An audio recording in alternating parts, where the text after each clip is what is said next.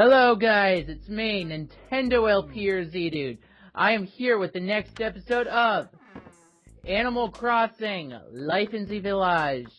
Or as people used to call it back in the day, Village, but I couldn't fit the second L. I have a special guest here, someone who I've been friends with for years. Introduce yourself. Hello everyone, I am Marty Costwell, or Quincy Millie, the very special guest today. Yes, I've known him far longer than I've probably known anyone online. 4 years. Seriously, it's been that long. I guess I'm a little out of touch. Yep, 4 years. It's been 2009, I think. Oh, wow. Right after Platinum. Yep. Seems like it's been forever I've known you. Yeah, I know. Alright, so today we're going to be talking to some of my villagers. As you probably can see right now, it's New Year's Eve. Yes. I'll be seeing the countdown and whatnot. Dug up a fossil. Probably should mail that to the Faraway Museum, but whatever. The way these fossils are placed, if this was New Leaf, one of these would be fakes. So, Marty, or as I used to call you back in the day, Quincy or Q. I'll just call you Q. It's grown on me. Yeah. You want to tell how we've met, like, the actual story? Okay, it's a bit of a long one, I think, but I'll try.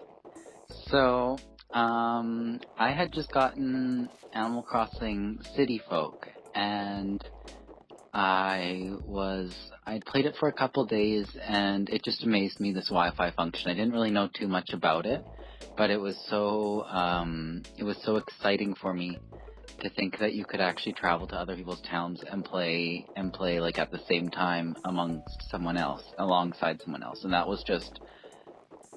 would have been back in 2009, and at that point we had never seen anything like that before. I mean, I guess Animal Crossing Wild World had been out since whatever it was, 2006, but we had never seen that before, or at least I hadn't, and that just thrilled me so much, because that's like every gamer's, like, complete fantasy about playing right beside someone else on the screen, so that was just completely amazing. So, I didn't have anyone, I didn't know anyone in real life that had this game, and so I had no other option. I just started messaging people randomly. And I just searched Animal Crossing, and I was going to page like 70 on the YouTube video page. And eventually I came across one channel who was giving out 1 million bells. I forget what he was doing it for. I think it might have just been if you added him and came to his town. Yeah. And his name was the MySim123, and that was Andy's brother. Mm-hmm.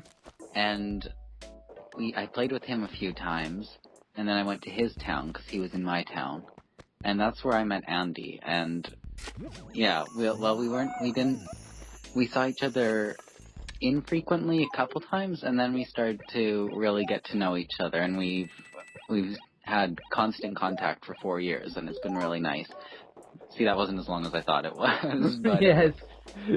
Yes, my younger brother actually was doing that because he used some sort of cheating device for the Wii, power saves or whatever, that would change the save file, and he had all that bells, and I think he was doing that just to get more people to add him on his friend roster.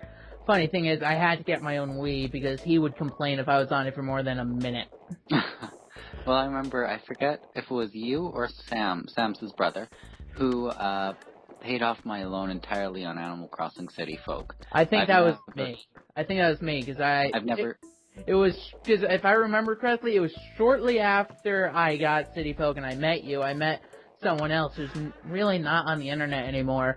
Someone who taught me how to hack my Wii, if you remember that. One helper, yeah. Yeah, so I ended up duplicating bells like mad and giving you bells to help anyone really pay stuff off. Mm-hmm. And I have never, in any Animal Crossing game, paid off my loan entirely by myself. I'm working on it in a New Leaf, and I was getting close in the GameCube version, but our memory card's always formatted on our GameCube. Mm-hmm. Yeah, same here. New Leaf is the first one I actually paid off my loan without cheating. Mm-hmm. To tell you the truth, back when I used to play Animal Crossing, even Wild World, GameCube, I used to use an action replay, and then City Folk, I was like, Then I got hit by the hacking craze and whatnot. Yeah, and on Wild World, I used my action replay too. Since I was a time traveler, my town was covered in weeds, and I used a glitch that turned all the weeds into bells, and just made my town look so hideous, and I just hated it eventually. It was pretty bad. Why didn't you use the code, turn weeds into gold roses? I did that once, got sick of gold roses. Actually, I still am. I never saw that one. Yeah, to this day, I can't look at any gold roses without being like, OMG, get that thing away from me. Well, they've changed the gold rose schematics on New Leaf. I'm not entirely sure how it works, but I was setting up my red roses to start breeding gold roses, and all of a sudden a pink rose comes out. Like, I don't know where that came from. I have a few black roses you can have. Yeah, I don't have a gold watering can though, so it's not gonna. I didn't consider that until recently. Well, getting perfect town status is actually easier in New Leaf than it is in any other Animal Crossing game. Is it? Yes. I got a perfect town in Wild World. One of my favorite things about this game, the GameCube version of Animal Crossing, I think, one of my fondest memories of it is the mini game. I think what is it called? Balloon Pop, I think it's called. Or no, it's not that, but it's something like that. The mini games in this game were so good and so addicting, and I just loved them. I would play them, well, maybe not all the time, but quite frequently. But they were very good, and my brother and I loved to play that one because that one was multiplayer, the Balloon Pop one. And you have like a whole level system in this mini game. It was just brilliant what they did with that. But the style for this game is something that we've never seen since that they've changed in all the other Animal Crossing games. Not that it's been a bad change, but this one definitely has a unique style that we haven't seen again since its release in 2002, I think. Yeah. Yeah, I agree. Animal Crossing has gone through a lot of changes, mostly bad. Yeah. I mean, the city and city folk, or if you're in Europe, let's go to the city, which I do not understand how they would have, accepted that name, because that's just a pathetic name. It's very long for a game. Yeah. I mean, city folk basically condenses it perfectly. Mm-hmm. But anyways, yeah, the city was just stupid, because it's like, really, what's the point of it? I mean, I know Main Street sort of does the same thing, but Main Street does it better, because you don't have to take a bus, you just walk right from the, 100 bells. You walk directly from the train station to the main street, and it's a lot more convenient. But whereas the city, I guess they may have put it in there because of Tom Nook's history and a sort of introduced label. Yeah, and Gracie and everything. I like the city component of that game, Animal Crossing, I can't even remember what it was called, City Folk, but like you mentioned, Andy, I definitely did not like the bus trip. I'm always dreading that part, or I was always dreading that part whenever I was playing it. I was thinking, I really want to go to the city, but I have to go on that bus trip, so on second thought, let's not. Let's not go to the city, as the Europeans would say. Yep. Yeah. Which is sort of a reason, I guess, of why I became a hacker. I mean, I could change my shoes without going to the city. Yeah. If you happen to enter an igloo, you have a chance of getting a beta item from one of them. The developers forgot to seal that item in the coding, so at random, if you win one of their games, they could give you an item. It's dummy. Dummy, I believe. And it's basically a white triangle with the Japanese kanji, I believe, for test. And it was basically used to test whether items could be dropped into a house and if the game would crash. It's just that. It's not really good looking or anything, but thought I'd bring it up. Love my signboards. This Animal Crossing game, signboards are items you can purchase from Tom Nook. But by an Animal Crossing New Leaf, they make a return, but they're a public works project. I really wish they would have kept it where the Nooklings would have sold it, because it's just a disappointment, because it's a pain to build them, and I wish you could actually use the patterns you got from QR codes on the signboards, but you can't. The only patterns you can use on signboards are the ones you made. which is disappointing because I'm not an artist, so I can't draw for, well, to even save my life. Yeah, I'm gonna wear this noble shirt. I have nothing else to really wear. Oh, isn't it purple? Yes. Well, I think it does look good, though. So, Andy, who is your favorite animal? And maybe you've already covered this in a past episode, but I'm gonna ask again. My favorite animal would have to be Kiki. Maybe Pierce, because, well, those are my favorite villagers, because they were the first two I ever met back when I first tried Animal Crossing Wild World. And, I randomly picked up, this history with Wild World and Animal Crossing with me is a little shocking. I was at GameStop, my dad said, he'll get me and Sam a game, and I'm like, okay. So I was running out of time. He said, like, a time limit. He was about to walk out, so I grabbed Animal Crossing Wild World. He paid for it. Then I opened it up, tried it out, and I got hooked. It was fate. Yep. Let's see.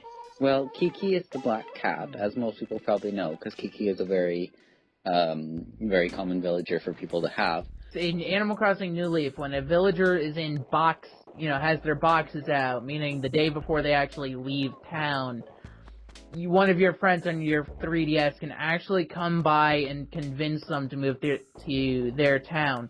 So, for example, let's say yesterday, Q was to come to my town, okay? Yeah. And he was to talk to Lily. He could convince Lily to move to his town. Mm-hmm. And therefore, Lily would move to his town. But there's also a Street Pass feature where if you have Street Pass enabled and you Street Pass with someone, that villager could move to that town of that person you Street Passed with. Let's talk about a theory regarding Animal Crossing GameCubes and Animal Crossing New Leaf's Porter, the monkey who hangs around the train station.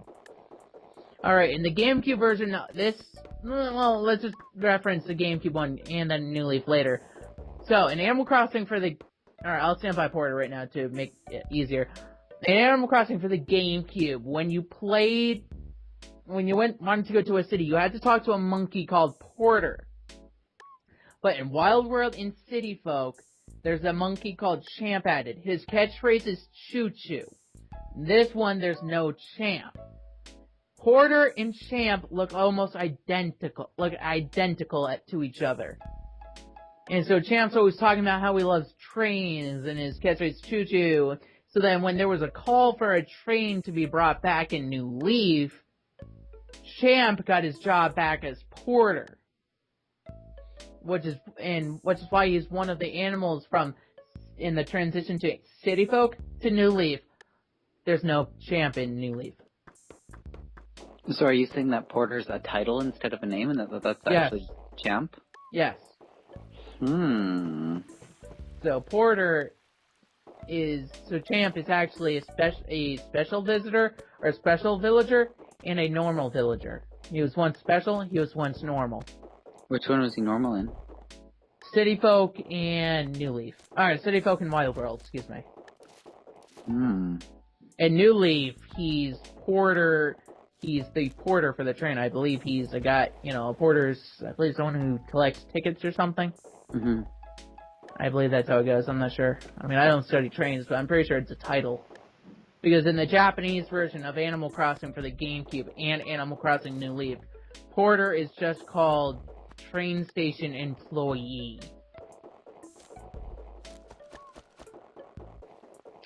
Well, that's one thing with Animal Crossing. They don't really give a sufficient amount of backstory for these characters. Like, you don't know if Rover's maybe like a gypsy or or just someone who likes to travel a lot. We don't really know. And the same thing with, well, who else? Like, do we know if LaBelle is Abel and Sable's cousin? Abel and Sable's long-lost sister. Shuggy Conroy talked about this story, and it's actually present in City Folk. I'll tell it right now. This was something I was planning on doing. So it begins. And I won't quote anything, I'll just say it in my own words. So, Sable, the one that is sewing. That's how I remember it. Sable, sew, Mabel, marketing. Sable is the eldest of the Thrays. Sable, Label, and Mabel. Mabel is the eldest of the three of them, Label and Sable. And so then, Label, after their parents died, decided to go to the city and try to make it big. She became Gracie's apprentice and began selling clothing in the city. So, without Labels, Sable had to take care of her of Mabel all by herself. So all throughout their history, Sables had to take care of Mabel, and she's done a lot. She made gloves for Sable, what she put them on her ears, funny enough.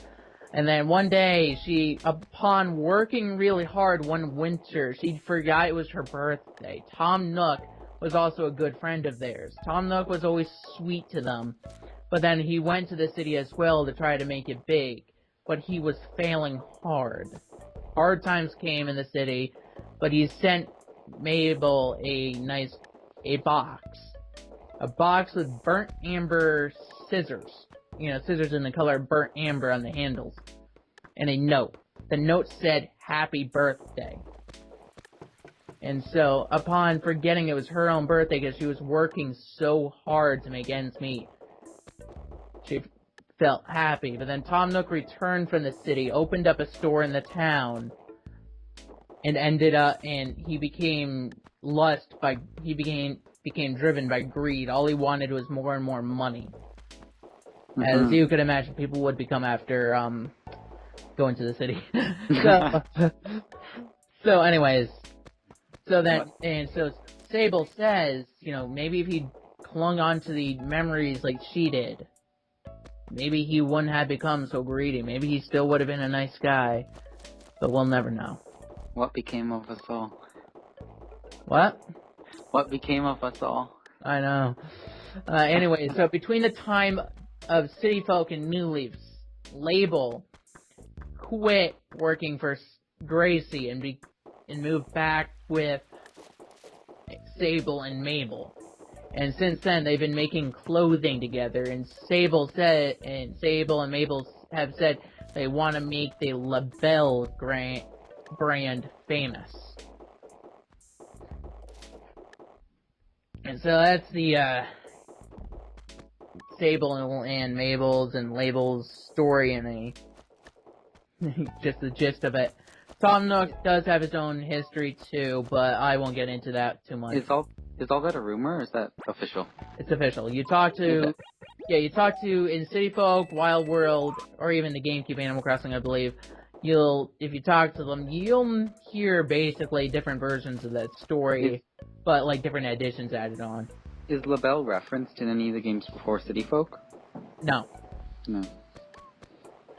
But she's a long-lost sister, so you could probably imagine bring up, how she just ran away from them to work in the city, how they probably wouldn't want to think of her. Mm-hmm. Especially Mabel, because she had to take care of Sable all by herself, with her parents dying while she was still young. Well, for those watching who don't know, Sable, like Andy said, Sable Sewing is the one who's sewing constantly, or hemming, whatever you want to call it. And she doesn't talk to you at first, but if you talk to her every day for a couple times a day, I don't even know if it has to be a couple. One time a day.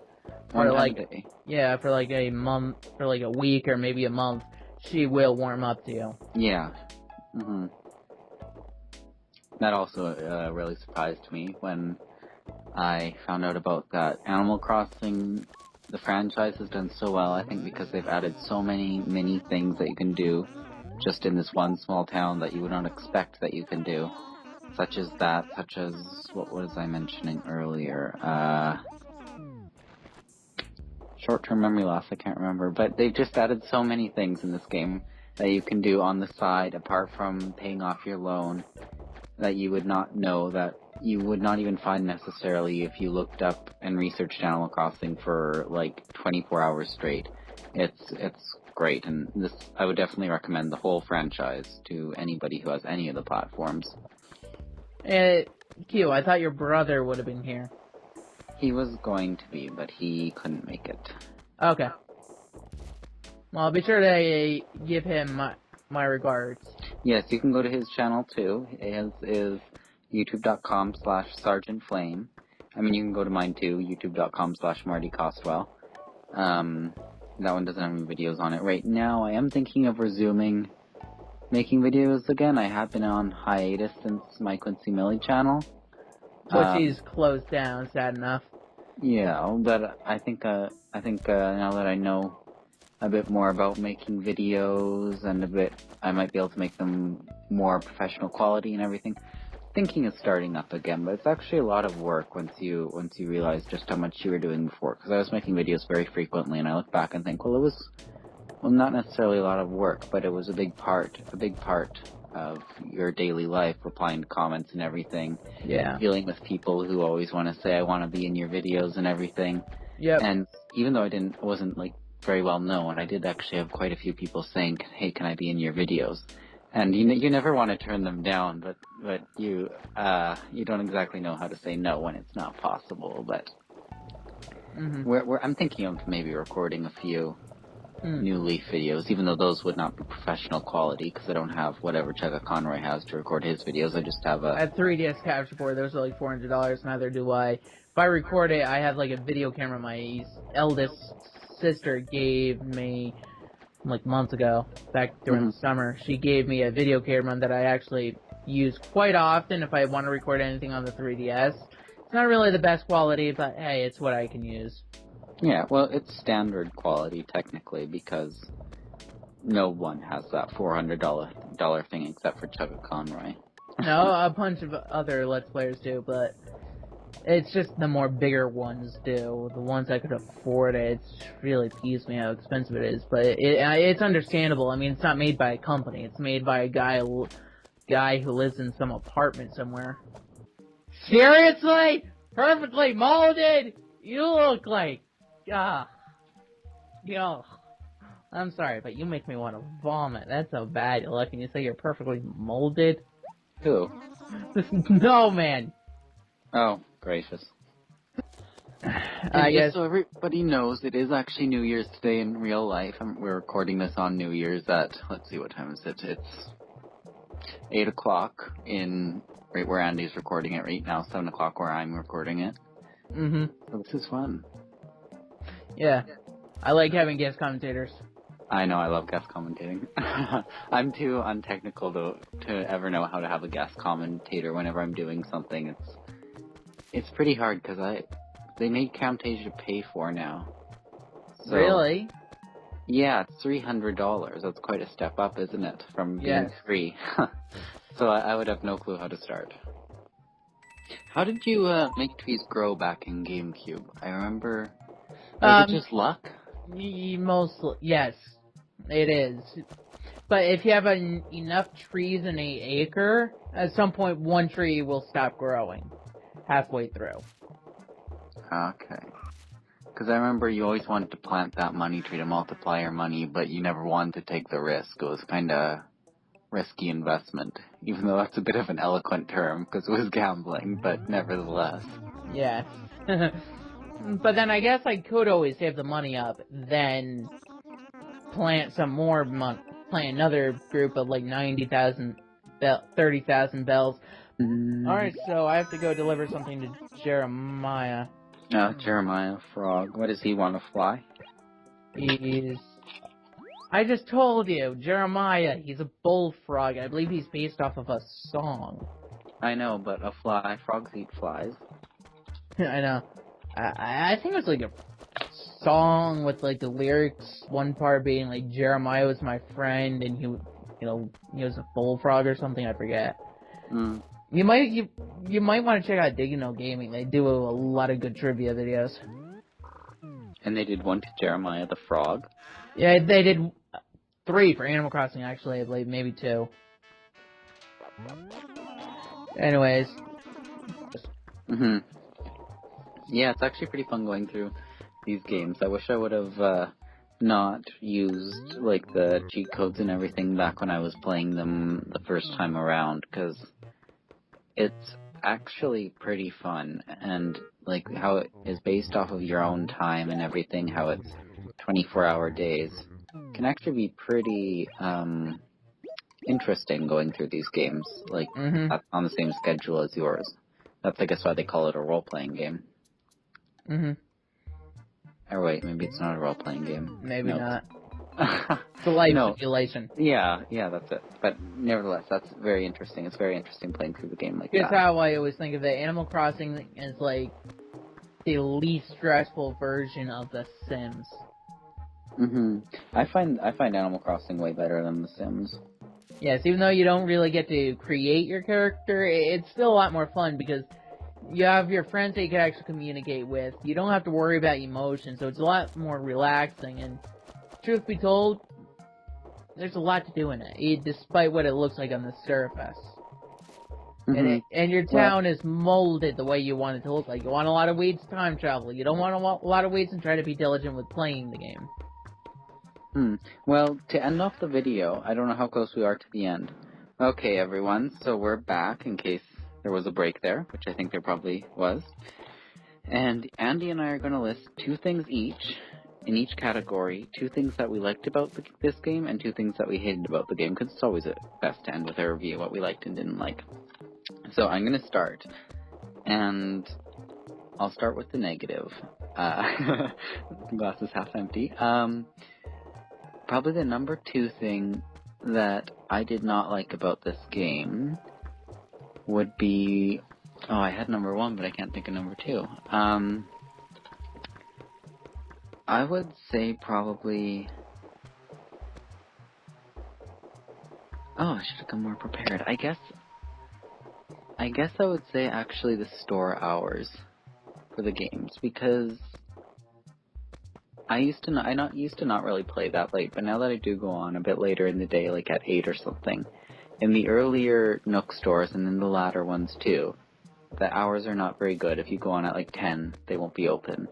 So that's one thing that I did not like about this game. The number 1 thing that I did not like about this game, and this applies to all Animal Crossing games that I've played, is that if you answer the questions that Rover asks you in a certain way at the beginning of the game when you're on the train, the questions determine your appearance, as I'm sure everyone knows. Your character could turn out as hideous as heck, and that's my biggest pet peeve in all of Animal Crossing games. And that was a shortcoming of mine on New Leaf, because I answered the questions and my character just came out completely butt ugly. And now I wear a visor over my eyes in New Leaf. So that's probably the number 1 thing that I don't like about these games. But of course, that's just a minor thing. You can just wear a visor like me. Yeah, now that he talked about the things he doesn't like, I'll talk about the things I don't like as well about Animal Crossing. Which you guys might find that a little surprising, being as I'm always praising Animal Crossing for how much fun it is. Right now, according to the software, the thing you use on the 3DS to calculate your playtime on games, it said I've played Animal Crossing for 594 hours. So you're probably saying, with that much time spent in an Animal Crossing game, and this one as well, how could you hate anything? Well, you're wrong. The second thing I hate is the animal tracks in the City Folk. Not so much New Leaf, it's a lot better, but animal tracks, oh my goodness. I hated how the grass died. It's just, the town became so ugly so quickly. Unless you wanted your town to be a complete and total desert, it's just, But then the first thing that I hated, Katie. Especially in Wild World, but also in City Folk. Because, oh my goodness, you had to... Because it's different in New Leaf, okay? Because in Animal Crossing New Leaf, you just bring her to a random town. But in Animal Crossing City Folk and Wild World, one person would have Katie. Then another random person of whom you've Wi-Fi'd with or played with recently would have Caitlin, Katie's mother. You had to find the town that Katie, got lost, was separated from her mother in, and bring her to that town. And so it was a big pain for me because even though I had a lot of friends, some of them I barely saw after that, and Katie would just want to go to one of those towns. I'm like, oh, I'm like, ouch. That's what I hate. That's the thing I hate even more than Animal Tracks, but yeah. So, Q, what do you like about Animal Crossing? Well, I would have to say that my second favorite thing about this, like all the games, is decoration, and I'm talking about landscape, trees, and furniture. Even in the most early games in the franchise, like the GameCube or the N64 versions, you had a variety of fruit, you had a variety of trees, you had a variety of furniture extensively in all the games, and no one's town is the same. Which kind of links to the first thing that I like best about these games is the intergame interaction. And, like, you can never really, well, you can, but it'll take a long time to complete your game if you don't travel to other people's towns, which they never make very difficult either. Pretty much anyone can do it. Yeah. So that's probably my number one thing about all these games completely. It's just the interaction that you can have with other fellow Animal Crossing players was just such a pioneered thing and such a successful thing, in my opinion. It's just been great what they've done. Yes, and now for my two things that I like most about Animal Crossing. I'd have to say the second thing would have to be... Man, that's difficult. The second thing, I can think of the first thing. Oh boy. I guess the second thing I like best about Animal Crossing is the fact that the seasons change. Because even on The Sims, the seasons don't change, and when I started playing Animal Crossing, and I went through each of the seasons, when I first picked up Wild World, of course I time traveled, but I noticed the seasons changed, and it was more like real life, how there was a summer, spring, winter, and fall, that all the festivals were there. The game was, designed for your region. One area may have, Japan has different holidays than America and Europe, and every area has their own, holidays that they celebrate, and it's nice. So you'd have to interact with, a Japanese town to get some Japanese, piece of furniture if you're trying to complete the museum. Mm-hmm. So that would be difficult, but it'd be something to strive for.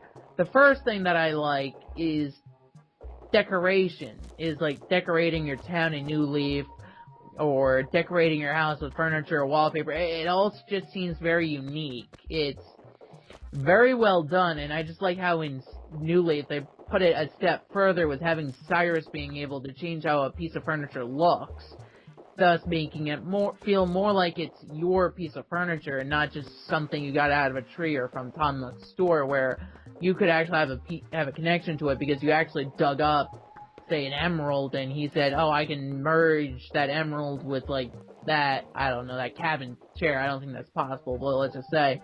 And so, it's just really useful, and it's not really that expensive to use in-game. It's, it's 30 bells for most things, so, the customization in the game is just awesome. I personally have not experienced that customization yet. I guess that comes in a bit later in New Leaf. Well, anyway, that's about all the time I have, unfortunately. I could literally sit here and narrate this all night. But that's for Andy to do, because he's going to be coming back at 12, I do believe. Is that right? I'll be coming back around 11:50 for the countdown, but yes.